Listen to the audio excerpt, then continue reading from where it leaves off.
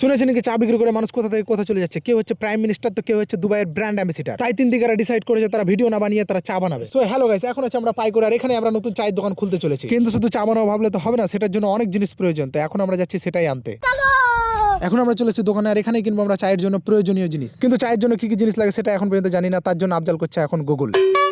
আর এখানে এসে দেখতে পেয়ে গেলাম মুরব্বি, আই মিন মোরব্বা। আর এই যে দেখতে পাচ্ছ সামনে এখন পাস তার জন্য আমরা করছি টাইম পাস। তা আমাদের এখন যেসব জিনিসগুলো প্রয়োজন তার মধ্যে হচ্ছে একটা কাপ, সেটা এখন চলে এসেছে।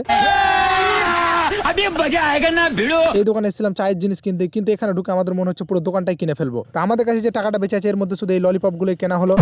তো বন্ধুরা মুখে এখন ললিপপ ভরে চলো আমরা বেরিয়ে পড়ি দোকানের উদ্দেশ্যে। কিন্তু আমরা যে জলে চা তৈরি করবো না, তার জন্য আমরা নিয়ে নিয়েছি মিনারেল ওয়াটার, কারণ তিন তিগারা বলে কথা। আর এখানে মাসির দু হাতে দুটো প্যাকেট নিয়ে নিয়েছে বাহুবলীর মতো, কিন্তু আমি ওকে বলি তুই বাহুবলী নাই তুই খালি বলি।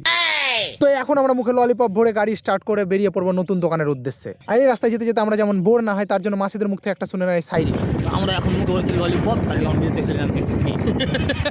তো এখন আমরা চলে এসেছি আমাদের নতুন দোকানে, যেটা হচ্ছে পাইকর ব্লকের আন্ডারে। কিন্তু এখানে একটাই মিস্টেক হচ্ছে, যেটা হচ্ছে দোকানটা আমাদের নয় টনি দাদা। কারণ আমাদের অত টাকা নেই যে আমরা দোকান করব, রিচার্জটা করি ওটাই অনেক বড় ব্যাপার, তাও আবার বাড়ির টাকায়। তার জন্য তোমরা দেখতেই পাচ্ছ দোকানটা একটু পুরাতন। এখানে অনেক অন্ধকার অন্ধকার না, এই ছেলেটা কালো, চেনা যায় না। প্লাস চালু করতে বাধ্য আমি।